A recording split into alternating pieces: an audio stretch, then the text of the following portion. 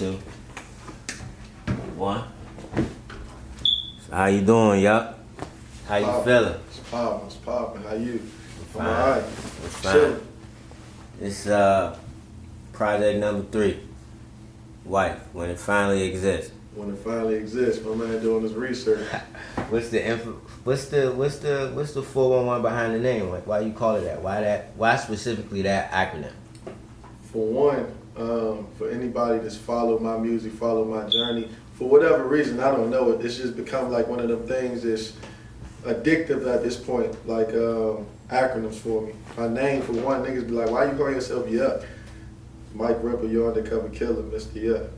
So polar, positive outlook about reality, like the Bay album before anything else. So when I made this name, it was actually during the process of the Bay album. I'm like, you know how J. Cole, and I like Cole a lot too, but I did this shit before him for real. You know, when the nigga dropped the picture, he got all of his albums written out for like the next 10 years. Like, I know the name of my next project, then I know the name of the next jump.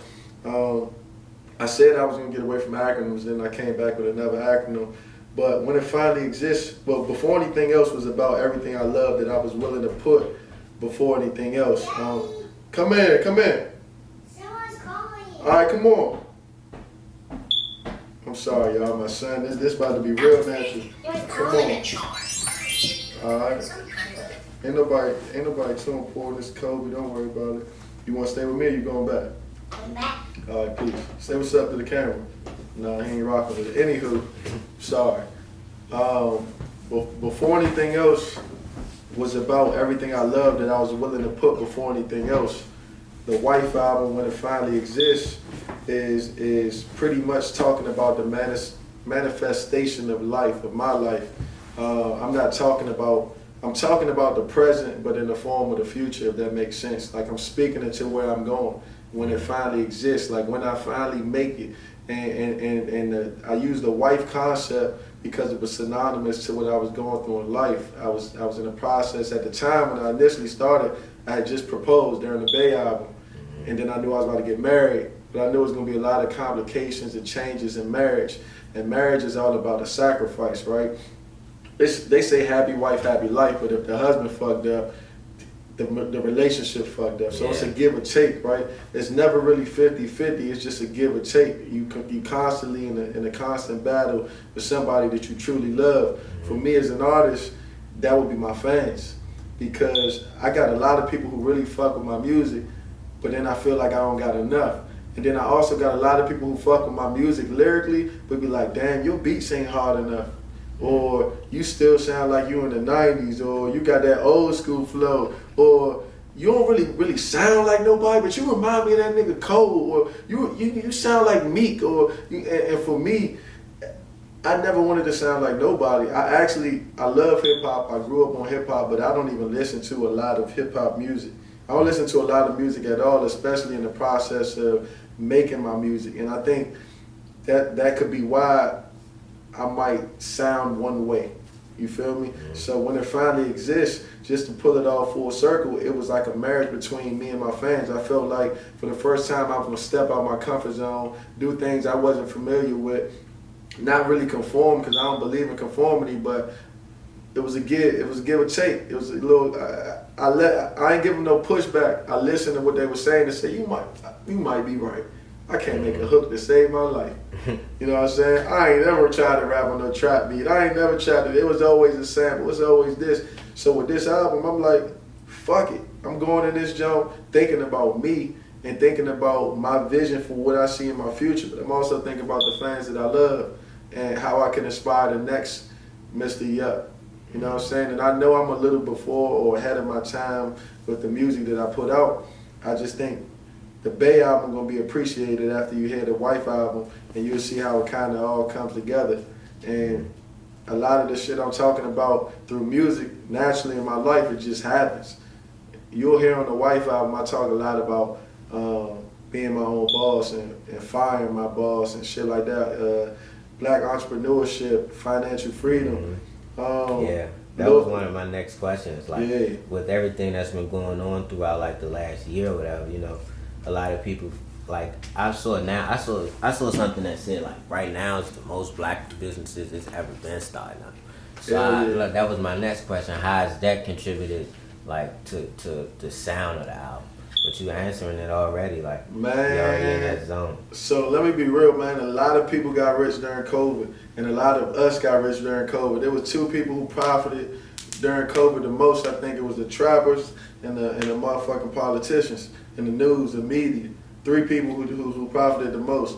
The people who was used to getting it, they wasn't getting it, they was fucked up. Or the middle class people who don't really got no business and they're a worker, they was fucked up. Or the worker or the entrepreneur who ain't had his shit together, he was fucked up. I actually was that entrepreneur who didn't have his shit all the way together. So COVID helped me with preparation. I never knew how important it was to have your ADP shit right. You got them employees that you paying under the table, you put them on payroll, nigga. That's 10 bands for 10 employees. You know what I'm saying? Yeah. Everybody scammed. The scammers scamming, but a lot of them motherfuckers went out and really got LLCs. You know, the smart ones at least. The niggas who just out here bullshitting. You know, I don't even know if I'm supposed to, you know, use profanity on this platform, but I apologize. Do it out. You know what I'm saying? But COVID prepared me, you know what I'm saying, for what's about to happen now with this Delta shit.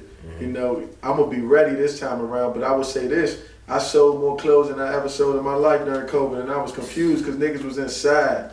At first, COVID fucked me up. Let me tell you, it fucked me up because me and my team, we was about to place a big order, and we was like, nah, we can't do it because Pakistan was shut down. That's where we get the main source of our motherfucking clothes from. That's our manufacturer out in Pakistan. They was shut down for a while. That COVID hit them bad. We was down bad. We like, damn, nigga, we sitting on, like, what the fuck we gonna do? But you never was really that down bad in COVID because nobody, if you was healthy, you was cool because nobody was going outside, so you could save a lot of money. Wasn't spending a lot of money. But then niggas started selling masks, and at first I'm like, I'm not fucking with selling no masks. I don't believe in capitalism, so I didn't want to capitalize off of a fucking pandemic when, you remember, everyone wears masks now. You remember at first nobody was fucking with them. Yeah. You know, niggas wasn't trying to wear no mask. Like, who walks around every day with a mask on? Yeah. So at first it wasn't a hot thing. Then I had one of my, you know, business partners actually went crazy off the mask, and I was like, you know what? Fuck it, I need parts. We went crazy off the mask. After that, I'm like, wait a minute. Niggas is somehow spending stimulus money.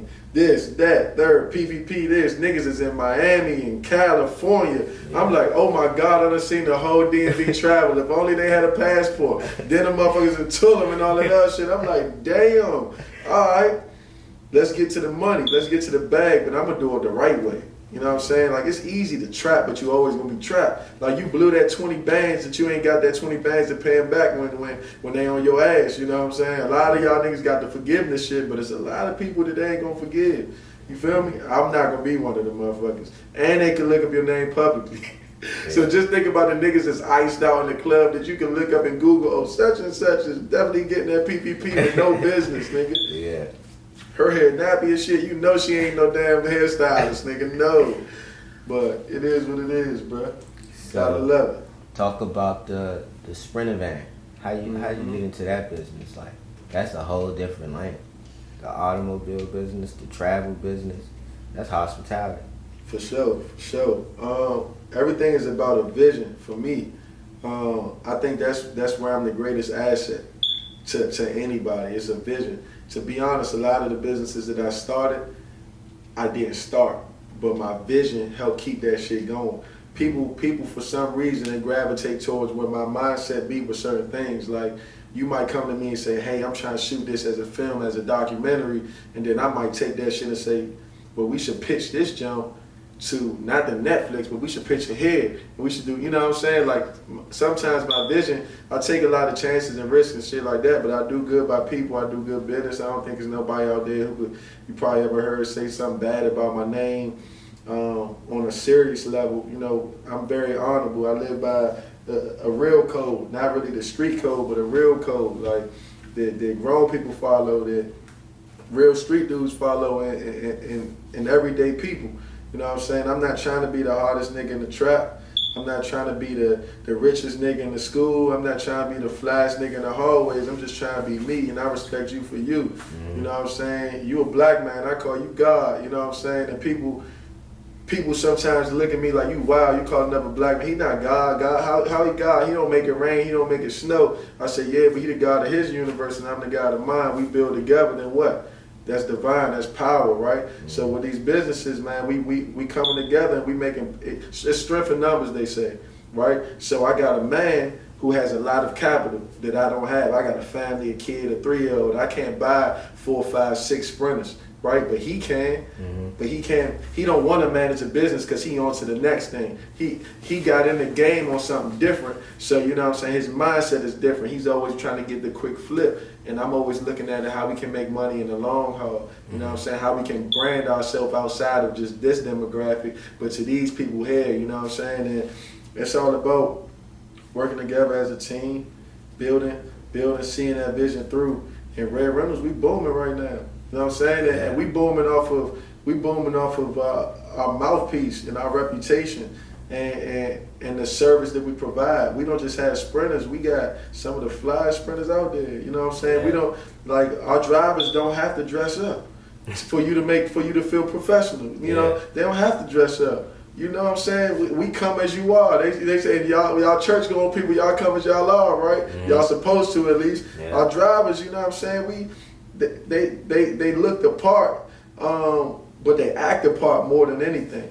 You know what I'm saying? You get in our vehicles, they always clean, so we charging you a cleaning fee. Yeah. You gotta pay for that. You paying for this service because when you go into Saks or you go into Gucci or you go into Louis, you paying that money for the service. That name rings bells. Red Reynolds gonna ring bells. We in the lane of our own. Y'all can have 100 bookings and make 100,000. We can have 50 bookings and make 100,000. We just cut down on the mileage on our vehicles, but our business gonna thrive just as much as yours.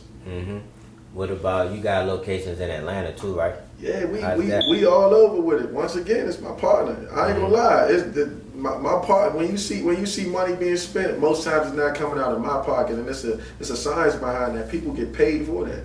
They call them consultants. You know what I'm saying? They call them consultants. They call them contractors. You know, the wholesalers and stuff like that. When you buy homes, it's people that negotiates the money, but they don't have to put it up themselves. Like, that's me. I don't want to put my money up. Unless I'm betting it all on myself. If I'm putting my money up, it's just me. Nobody else is involved. You know what I'm saying? But for the most part, a lot of the businesses that I started, I wasn't the founder. I wasn't always the owner. You know what I'm saying? I don't have to be the head, in the HNIC as they say. But at the end of the day, it has to have a vision. And I'm going to see that vision through. That's what I do. Yeah. I mean, a lot of businesses are like that. Everybody has partners, honestly. It's rarely... Even people that make movies, they all, you know, like you was talking about that, a lot of different studios come together to put a movie together because the budgets be like $250 million. Ain't there's nobody that's trying to put up $250 million by themselves. Like, that's crazy. And even if you could put it up by yourself, all right, now what you gonna do when you get it? Yeah. Now you gonna hire somebody. You might as well hire them from the jump. Yeah. Because he gonna tax you when he know you got it. You know what I'm saying? It's a different type of price somebody gonna put on your head when they know what you worth. Yeah, because it's a gamble in the beginning. You don't know, you know what I'm saying? Like, you don't know which way it's going to go. So it's one thing, I can't say, oh shit, you going to pay me $250,000 if I don't know what the company scaled at from day one. Yeah. You know what I'm saying? But if I know you just got $250, I'm charging you more. Yeah. If you start out with $250, what you ending with? Business. That's all it is. So you guys, what you thinking about going next? You thinking about adding another location, or you just going to stick I'm local? moving to Cali on the 15th. Oh, for real? Yeah. So talking about businesses that I didn't start, that just been taking off, man. I'm blessed. For the last 3 years of my life since graduating school, I was no longer a full-time entrepreneur. Well, I was, but I worked a full-time job while balancing both. When I got hired, man, I worked at Enterprise. Started out in the rental department, transitioned over as a manager. Then I became a sales consultant. So I got paid more than I would get paid as a manager. Promotion, right? They call it like a level 2 or something like that, opportunity with the company. And this is no diss to Enterprise. Enterprise is a great company. Shout out to them. But at the end of the day, I'm not a great employee because I don't want to be a worker. I want to be the boss. So I made some of the most money that I've ever made this year, and I wanted to leave. because I was never satisfied. I'm like, well, damn, if it takes me 8 hours a day to make X here, imagine if I had 8 hours a day. Where I sell clothes is $150 a sweatsuit. Imagine what I could do in 8 hours if I could dedicate full time to it. I had to go, but when you got a family, you got a son, you got a wife, it's a lot of pressure on you. It's a lot of things you got to think of outside of you. That's that before anything else concept. But when it finally exists, it's like, man, fuck it. I'm gonna bet on me. Yeah. I'm gonna be selfish for the first time in my life and think about what I can do to elevate my situation. And when it finally exists, I'm gonna have to live with the choice I made. And I learned through this process that life is about choices.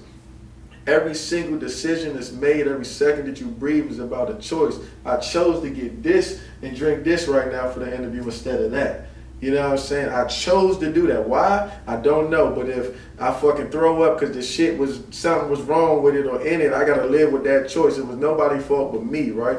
That was random as fuck, I know, but that's a choice in life that's made. I chose to wear these shoes instead of some other shoes. It's just a choice. So I'm like, man, I'm talking to my father about it. I'm like, I don't know. This opportunity came up multiple times in California, and I backed out every single time, but I regretted it. But it kept coming back around, and I'm like, I gotta make this move. I know my wife, she a little shaky right now with it because she, it's a possibility. We moving across the country right now. We're comfortable. My mom could watch my son. Her mom could drive up and watch our son. Just that the third, my father said, look, Slim, I'm tired of you talking to me about this shit. I would have been made this move if I was you. At the end of the day, you gonna shit or get off the pot, nigga. And I was like, OG dropped the gem right there, I was like, okay, bro, my 2 weeks notice. Everything I do, I gotta be honorable with it, man. So as a businessman, you never want to burn bridges. 2 weeks notice was just letting them know that I respect y'all enough to give y'all an advance notice that I'm about to leave your company. But at the end of the day, I'm glad for everything y'all taught me. I learned a lot about the business from the corporate side that got me spanking the motherfucking business world right now, because I just went in the bank today and went crazy, and they tried to play with me, and I was on their ass like, wait a minute, why would you try to get me to go with this route when this is an entertainment company? Like, my album is about to drop. You telling me if I get XYZ streams, my shit is not gonna be worth this? And even though today it says that, like, they give you loans based off of a projection, not off of what you actually did a lot of times. My business is new. You feel what I'm saying? So if I make $100 million tomorrow, y'all not gonna give me a loan tomorrow? Like, fuck is you talking about? But I've been spanking them, bro. But it's personal credit. You gotta get your personal credit up. My personal credit done thrive because of enterprise. They done taught me that shit. Like, I done seen so many people in fucked up situations, and at the end of the day, everybody gets judged. And I didn't want to be like that. So I took myself, I was selling cars to people who was 24% interest rate in fucked up situations, and my situation was just as fucked up as them, but I had a suit and tie on, so that shit looked like I was living a lot better, and I had to look myself in the mirror and say, Slim, you got shit or get off the pot, man. You got to motherfucking change your situation or you're going to be living in that shit forever. And that's a choice I made, and I'm at peace with that shit. I done made money these last couple of weeks. I done had time, bruh. Woke up this morning, went to the bank, cleaned the car, sent emails out, did that. My son was like, man, I want a toy. Fuck it, we going to Target, nigga. You get a toy, we got the motherfucking Jones and Bazooka joints. You know what I'm saying? We go out, eat, we chilling. What time is the meet? We interview at 3 o'clock, and I feel refreshed. And I went to sleep last night at 5 a.m. You know what I'm saying? I went to sleep at 5 and got up at 6, bruh. You know what I'm saying? Like, this is what I've been dreaming about. It don't feel like work when you love it, bruh. And also, teamwork without team is just work. Who the fuck wants to do that? I built a solid ass team, so not just my vision, but my vision is that people are worth more than money. So I see that you are worth more than fucking money. So look, I might ask you to shoot a video for me, and you might be like, yeah, I'm gonna charge you $350, and I'll be like, I don't have $350 because I just spent XYZ to get to Cali next week, right? And you can say, all right, well, next time just let me know. You value money over people because my album is about to drop. Let's just say my album does do what I think it's going to do. and you shot the first video for this shit, because this is my first interview, and this ain't got shit to do with anything. I just made this story up, but you get what I'm saying. A lot of people don't have a vision. A lot of people are money hungry. A lot of people are money hungry. It's a motherfucking sin to eat when you full, nigga. You know what I'm saying? There's people out here really starving. Just because you hungry don't mean you starving. It's a difference, bruh. It's a difference, bruh.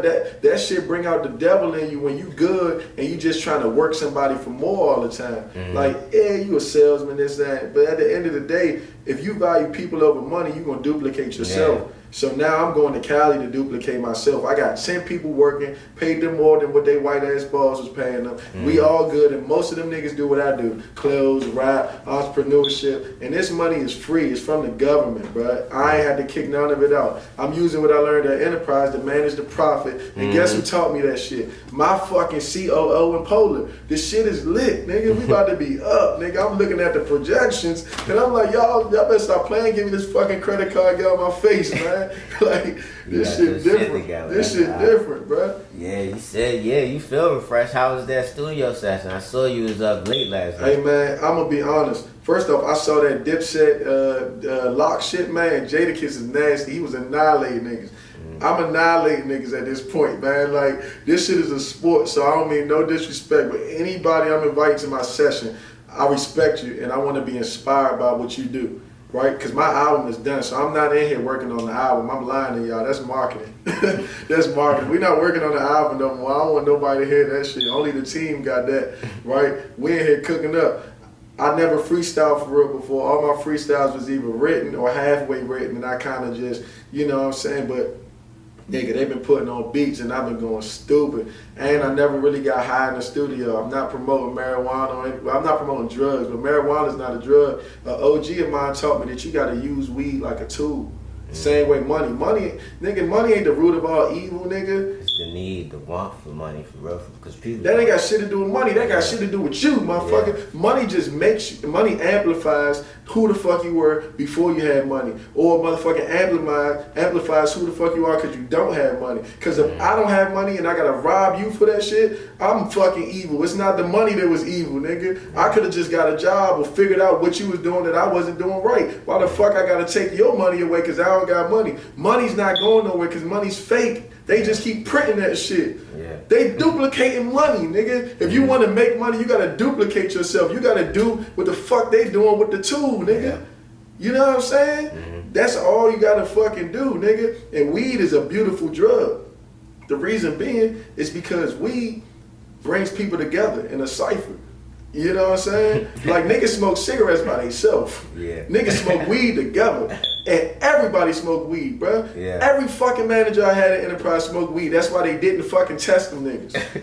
Until they got to a certain level. You know what I'm saying? All the motherfuckers smoke weed and do coke and do this and do that. Bro, they social drugs, they all do that shit because it brings people together, bro. It's like sports and shit, nigga. So motherfucking girl, she's fast as shit and they telling her she can't fucking run because she's smoking weed.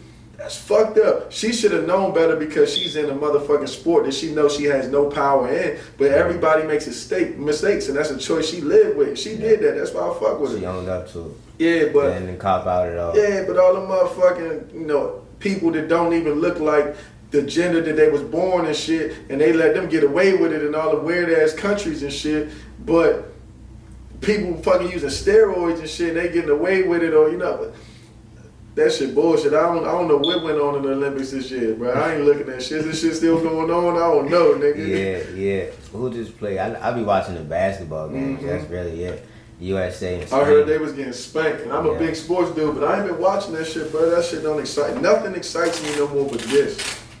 I'm giving this shit my all for the first time ever. I told my wife, I said, we was kind of in a debate, and my wife is really supportive, but she's not a cheerleader. She's not the type that's gonna scream about how much she supports you. She's gonna show you in ways that you just know and appreciate, right? But at this point in time, I felt like I needed a cheerleader. Like, I'm about to make a life-changing decision. You gotta know that you gotta rock in that decision, right? Or that shit fucks you up. So, me and her having a whole conversation or whatever about this shit, and I'm like, man, I'm really trying to fucking move. I'm trying to lead. I'm trying to go. No, you're not. Just do it, and just do it. I'm getting real frustrated. No, you're not. Just do it. And I'm like, yeah, if I don't do this shit that I've been trying to do since I was 5 years old, 5 years old, nigga, I still remember the first rap I spit at 5 years. My son, the reason I was telling him to rap, because he really has a rap, one rap that this nigga fucking spits every day. Hey, daddy, you want to hear my song?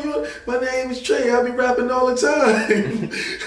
My mommy be with me all the time. My daddy always be on his grind. This nigga 5 and came up with that shit. But no, he's not 5. He's 3 and came up with that shit. But I was 5 and came up with something similar to that. See how shit crazy? You duplicate yourself. But nigga, I was so passionate about that shit. Kids used to be like, teachers used to be like, what you want to be when you grow up? A rapper, nigga. Niggas wanted to be Michael Jordan. I did too, but I really wanted to be Jay-Z. Yeah. You know what I'm saying? Michael Jordan, I loved his fucking shoes and I loved the movies and I really liked basketball, so I was into that shit. But nigga, the hip hop changed the culture. That shit, it ain't changed the culture, it was my culture, bruh. I remember driving in New York, moms blasting Biggie, pops blasting Nas, nigga. I'm young as shit, but I remember that. Man, nigga, hip hop was everything for me. That's why for so long I couldn't fuck with rap. Cause I'm like, this is not what's real, bro. This is some watered down bullshit. How it don't got no message? How it don't matter what he sound like and only the beat? Like, are you fucking stupid? Like, what? How the fucking executive don't look like me, but he tells me what my people want. You know what I'm saying? That's why, like, the niggas who don't play the niggas who don't play sports are never better reporters than the motherfuckers who do. Yeah. Cause they know this shit firsthand, bro. Yeah, and they keep trying to clown Barkley because he didn't win the ring. Yeah, you know what I'm saying? Like, Barkley is just an old country motherfucker who be saying some dumb shit sometimes, but he knows the game, bro. Or even if he don't, people are gonna think he knows the game because of what he did on the fucking court. Yeah.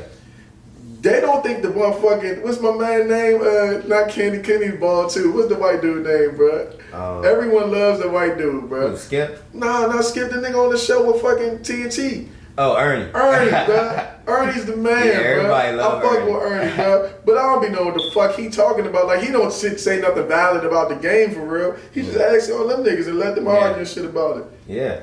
He's just the host. He's a face. Let them go ahead and analyze. He's a face, bro. Can't tell me, like, Shannon Sharp be killing that motherfucker Skip Bayless. Like, fuck is you gonna tell me about some shit that I do, nigga? Yeah, I played. Pull your stats up, motherfucker. Super Bowl champion. Pull your stats up, nigga. And that's how I feel when a motherfucker who don't know shit about rap or hip hop. Yeah, that's how I be feeling when a nigga don't know shit about hip hop try to tell me about some rap shit. Like, nigga, rap is just an element of hip hop, nigga. Like, I don't know if you remember at A&T, bro, I brought KRS-One to campus, nigga. Yeah, I remember that. You know what I'm saying? Like, bro, I done been in some rooms, bro, and I ain't nowhere where I want to be. But at the end of the day, I'm a servant to this shit.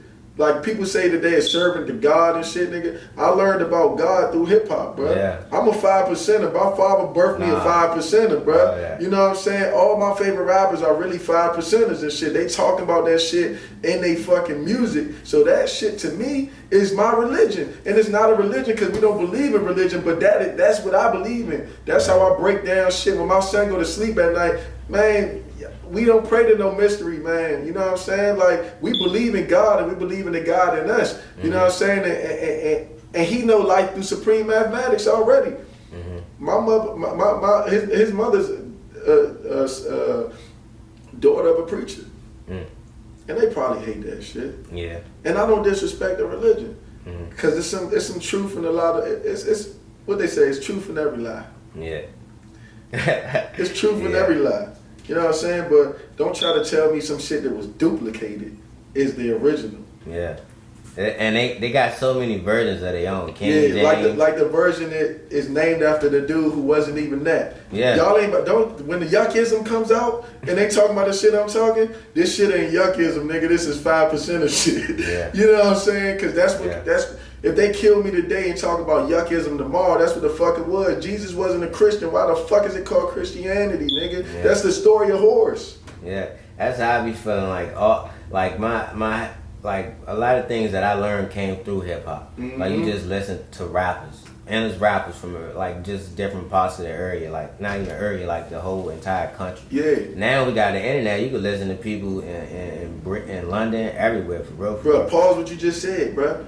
what fucking form of business was doing that before hip hop? Talking about, bro. They really like, do. you know what I'm saying? Like, everything that goes on is hip hop, bro. Like, dog, the first black president was influenced by hip hop. Yeah. The first black president they told y'all about was influenced by hip hop. Yeah.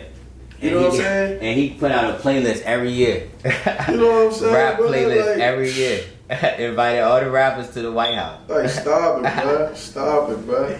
Like, when hip hop was at its purest, bro, we was elevating. We had a lot of black businesses and black entrepreneurship, and hip hop was a black entrepreneurship shit. Like, nigga, they told us we couldn't do something, so we made our own lane. It's the number one genre. And it has been for like, even before hip hop. told- You had R&B. That's why they just threw them You together. knew hip hop was so crazy because hip hop was influenced by so much black music, but black people even boycotted hip hop. Yeah. They still do. Yeah. Hey man, no disrespect, and this is some real shit. I reached out to him. I had my manager reach out to a motherfucker because the single on my album, we talk about my album. The single on my album is funny. I'm not crediting the singer on it because she didn't want to be credited. She didn't really like how she sounded, but she wasn't really willing to do the song over. Didn't make any sense to me, but I respect anybody. Maybe she's going through something in her life. She's a super talented artist. Like, she's, you know what I'm saying? She got it. I would want to package her, and my vision for her was bigger than the vision that she seen at the time. Some people just aren't ready at the time. The timing wasn't right for her, right? Nonetheless, we were considering switching her off the song, even though I loved how she sounded on the song, but she ain't love it. So if you don't love it, I ain't trying to really put it out, but at the same time, I'm like, this is my album, and I try like fucking this joint, this try like cranking. So I was gonna replace her with a bigger artist from a business standpoint. This motherfucker before the interview, that's what I was just in there doing. He sent a message to my manager declining the joint like it was a job offer. I really love the song and the artist is amazing, but he's cursing in his music and it's not the brand that I want to do. He's like, gospel do this shit. I'm like, yeet that motherfucker for me, bro. You know what I'm saying? Like, bro, you cursed at school. Yeah. I used to curse in my music even until I was 18 because it was really probably the Bay album might have been my first album really cussing. Did I cuss in Black Excellence? I don't know, but my dad was my manager. My dad a real dude, you know, but for my brand at the time, he didn't think we should try to mature. My music was already mature, but I didn't have to be matured into that way. Like, he didn't want me to be no thug gangster rapper.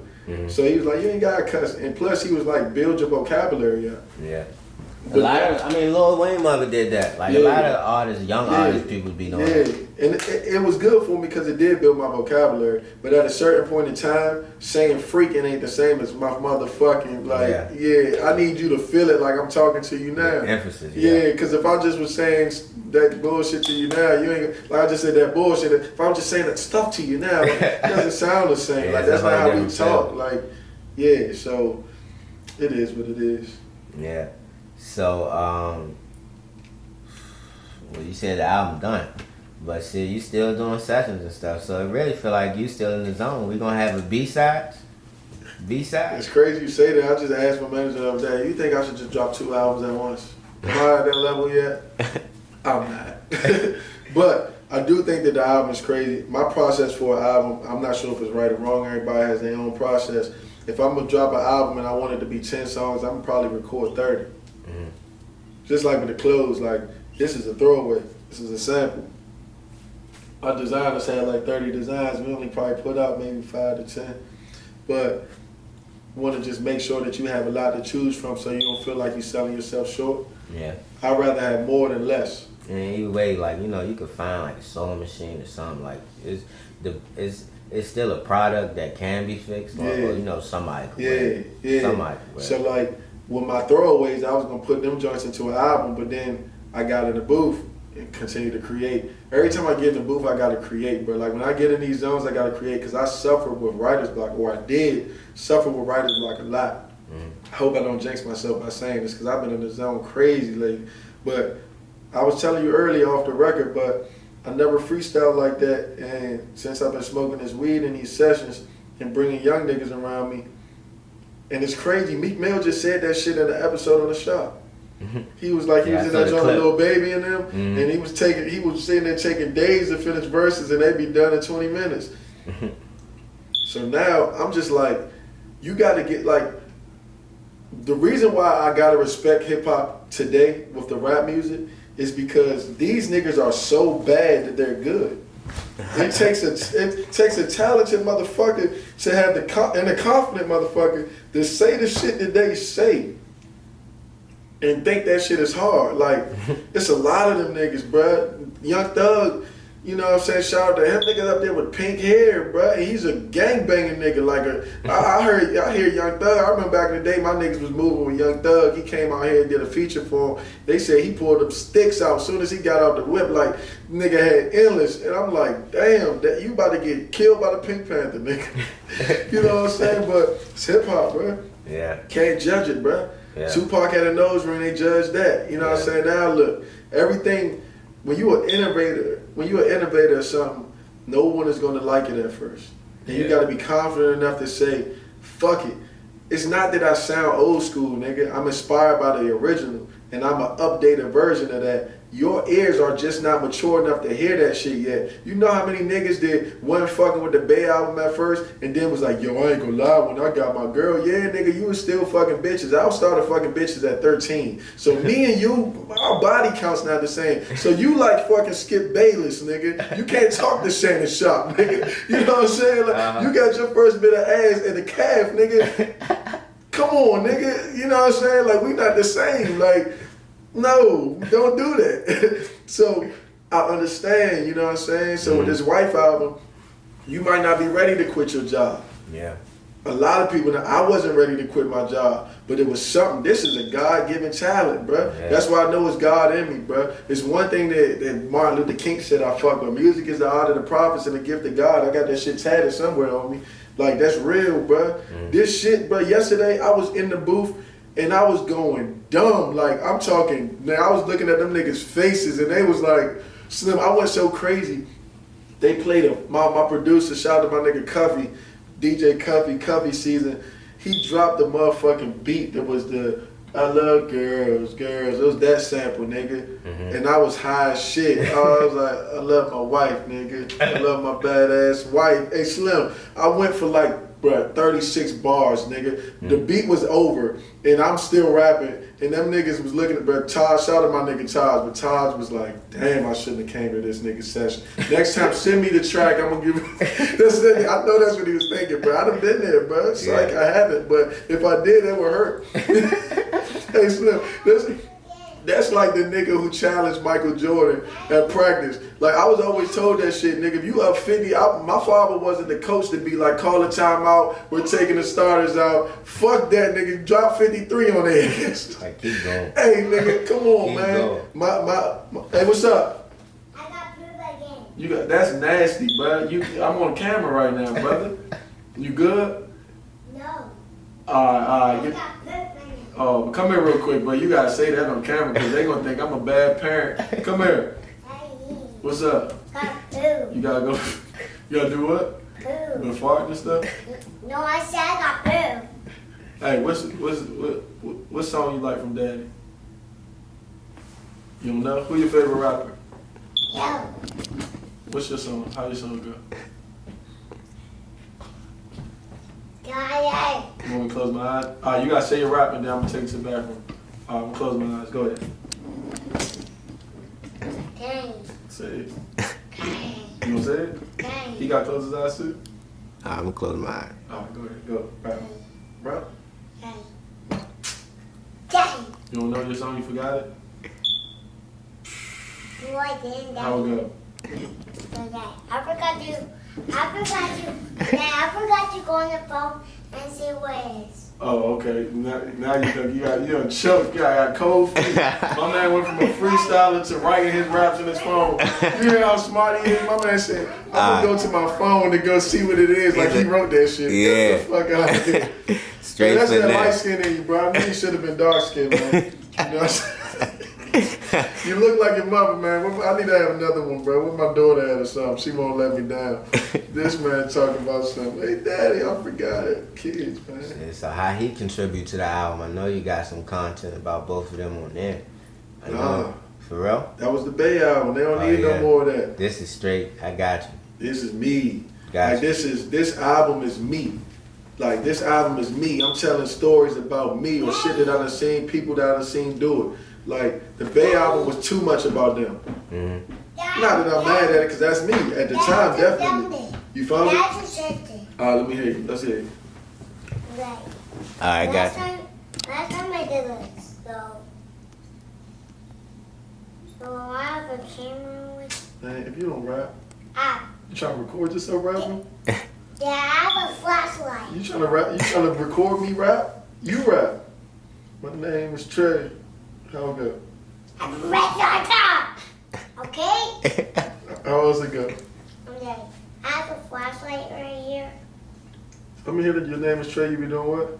First, Daddy, I gotta turn on the thing that I had to do for a second because I need to turn on the picture. The wildest part Oh. was when I'm in the house and I hear my music playing, and I'm like, what the fuck? This nigga be on YouTube, right? He be going to YouTube, right? He likes Soulja Boy. He likes Lil Nas X, Old Town Road. Then all of a sudden I hear him crying because he was a sample on the voice crying on Passion and Desire. And he like, Daddy, there's your song again. Nah, kids are getting into anything nowadays. They get into anything nowadays. These shit hot. That caught you by surprise? Or you play a lot of your music around them anyway? Hey, I just found it. I listen to a lot of my music. I do. When he was younger, it was easier for me to make music around him, ironically. Now he just so needy. But you think I listen to a lot of my music around you?